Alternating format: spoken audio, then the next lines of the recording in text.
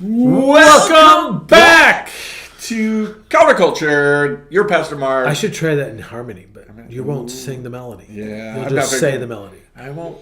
In my heart, there rings a melody. Welcome back. Wow, that's fantastic. Great job. I could do it in Gregorian chant.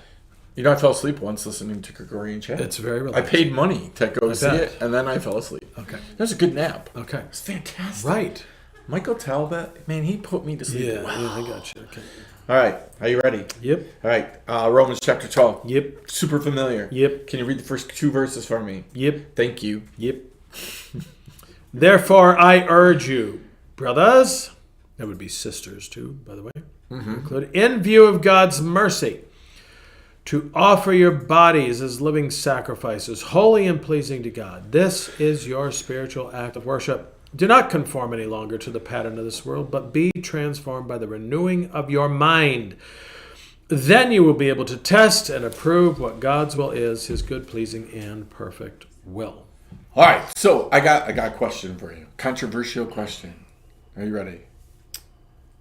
I feel like I am walking into the lion's den. You are not. It's not even controversial, right? Paul tells us here that he's urging us to become more Christ-like, right? Yep. Giving ourselves to Christ. Yep.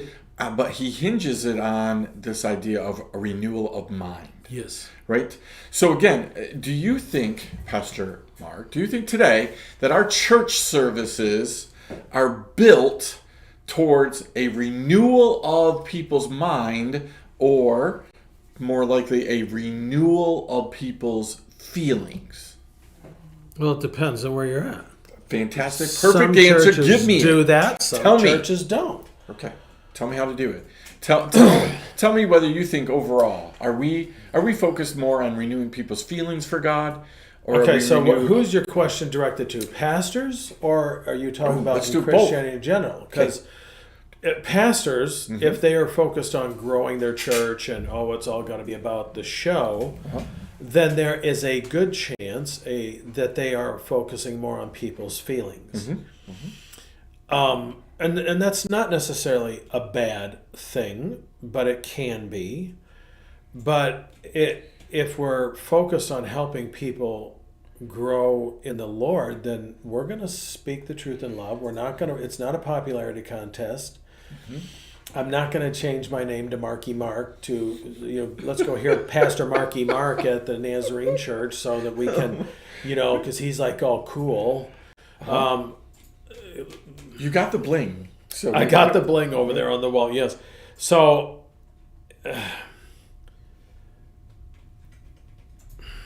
we should be, yes, I'm going to should on us all. We should be focusing on spiritual formation. Now, I go to other churches sometimes when I'm on vacation, even if I'm doing a staycation. And I went to one recently that I loved the service. I felt God really telling me go. I will probably go again at some point, but I will go 5 minutes late. Okay. Which will drive me crazy because I don't like doing that. But the first 5 minutes were announcements, and not from the pastor, people coming up and giving announcements. Yep. Then what bugged me was the offertory, which was a beautiful offertory, and I didn't feel it was for show. It was this person had a lot of talent, was playing a wonderful, they were doing it for the Lord. I sensed that in my spirit. But I had two people in front of me just sitting there talking in their church whisper. So I could hear the whole conversation. I'm like, really? And pastor, was a friend of mine, preached a great message. And, I struggle with this. Yeah. We used to do passing of the peace in my church. Now, passing of the peace done the way it's supposed to be done is we're saying everything is good between me and God. Everything is good between me and you, Andy. Peace be with you. Okay? Peace be with you. Thank you. Peace of the Lord be with you. It became just a free-for-all, how you doing, whatever. Yeah. And so we would sing a song. We would pause, do this 10-minute. I had someone holler at me one time, "We're not done, Pastor." I'm like, we're here to worship God. We get our focus wrong sometimes, I think, where we make it more about us than we do about Him. Which is why we need the renewal of the mind. Exactly. Right? Exactly. Why are you here today, right? So, question, would it be appropriate, as pastors, would it be appropriate for you and I to stand at our doorway and as people walked in to say, why are you here today? Okay, And if they said to us, I'm here to worship the Lord, I'm here to, to hear from the Lord, then we say, come on in.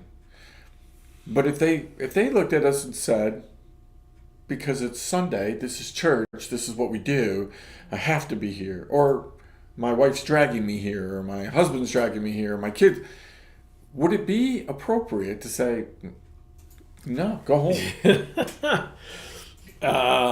It probably would not be well received, but it might be appropriate. Well, it's the same thing with, and I've heard this several times. Well, we have really cool music. Yeah. Well, are they coming for the music? Or are they coming for Jesus? It says, when I am lifted up, Jesus says, when I am lifted up, I will draw men unto me. Not when you have really cool music, when your pastor wears skinny jeans, which I will not do. I ain't having those things peeled off me. They'd have to be cut off me. Cut off me.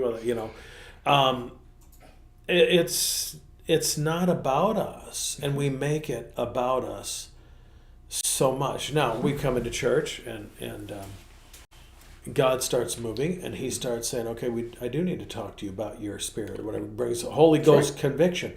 Okay, He's making us about us at that point because He wants us to be in relationship with Him. So it is troubling to me, and when I have said this to several congregations, I'm not a chaplain. Right. A chaplain is a pastor for a select group of people. I am, but I'm not. I'm a pastor, which means my flock goes beyond. It goes on who might come into my flock, and I'm trying to do that. A chaplain is a specific venue usually, and many people think that's what they're. Well, my pastor's here. He's my chaplain. He's just here for me. He doesn't need to be going out and getting all these sinners. That is not me. Right. I've got to get out with people who don't know Jesus, and I want to try and bring them into Jesus. I also struggle with,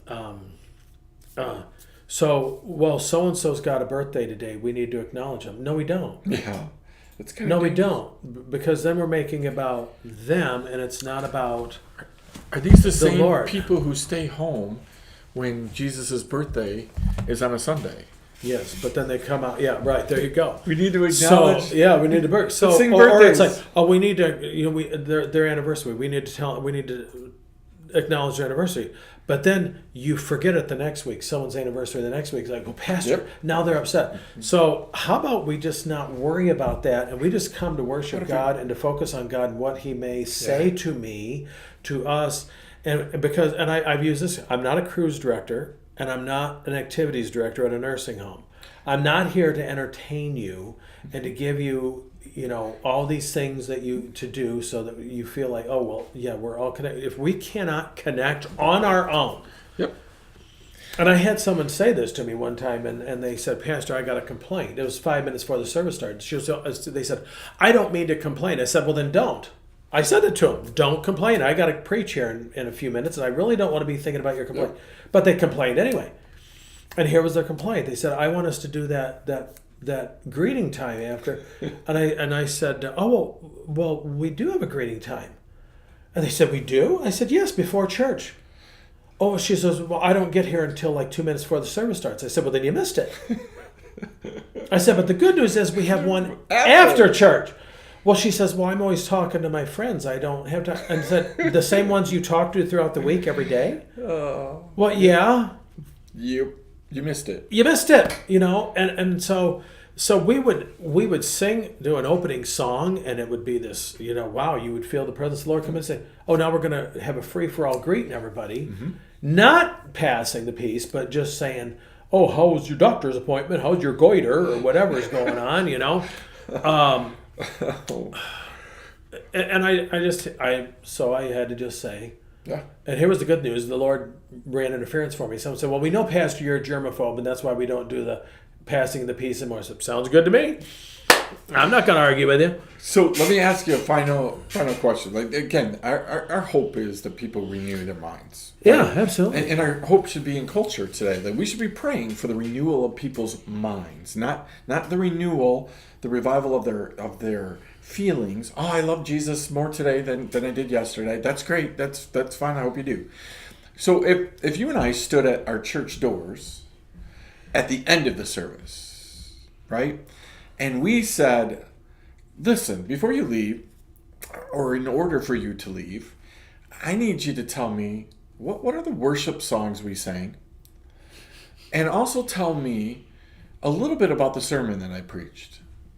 And if you could tell me those things, then feel free to leave.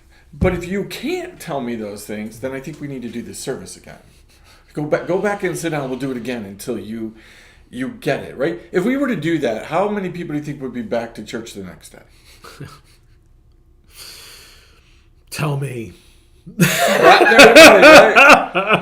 very many, because again, if they ain't gonna sit through it once, they're not gonna sit through it. But twice. a renewal of mind, are we asking people what I remember as a kid going to family dinner at my grandmother's house and uncles sitting around and talking about the sermon, like literally talking about hey, here's how what the we said, pastor here's was what we wrong. did. Right? And a lot of times the pastor was actually there, so he was talking about it with them, right? So. But there was this challenging in this road. We're supposed to be having a renewal of the mind. Yes. And that is where people say, that is where really belief and faith resides. We always say, well, you got to believe with your heart. No, we believe with our mind. Mm-hmm. Be transformed by the renewing of our mind. Paul said, whatever is good, pure, lovely, noble, think on these things.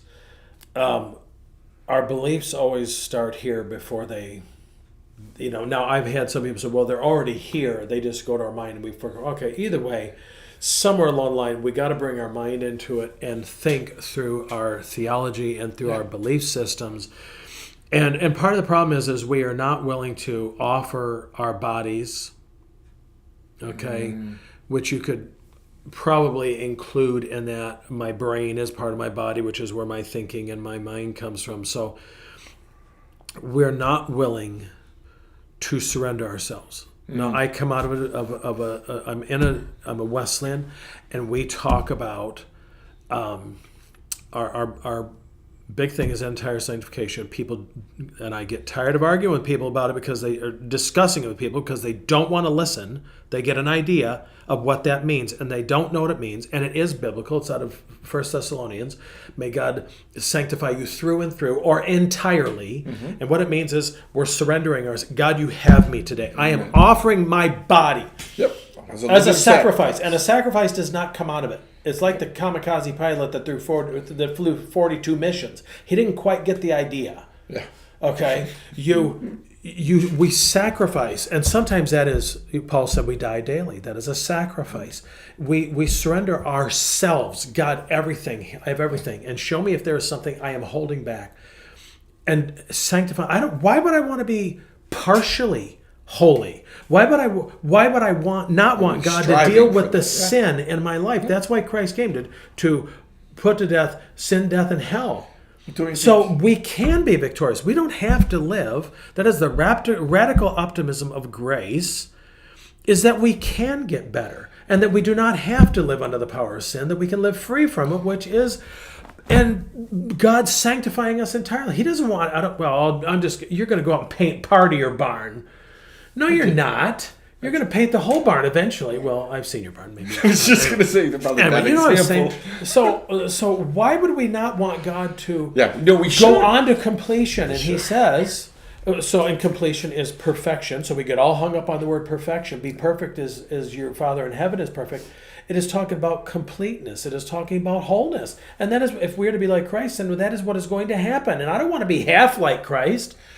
Well, I think again we stopped wanting a renewal of our mind. Yes. Right. What we've wanted is we want renewal. We go on Sundays for renewal of our feelings. Yes. We just want to feel closer to Jesus. We want to feel better with Jesus. And the truth is, if our mind is being renewed, our feelings are probably going to follow in some sort. But maybe maybe they won't. Maybe I know the right to do and I don't feel like doing it. Well, and I saw a meme or something recently it was like talking to a younger Christian, not younger as in like new, but like younger age-wise, like a Gen Z or whatever the latest one is. And double Z, ad nauseum, whatever it is.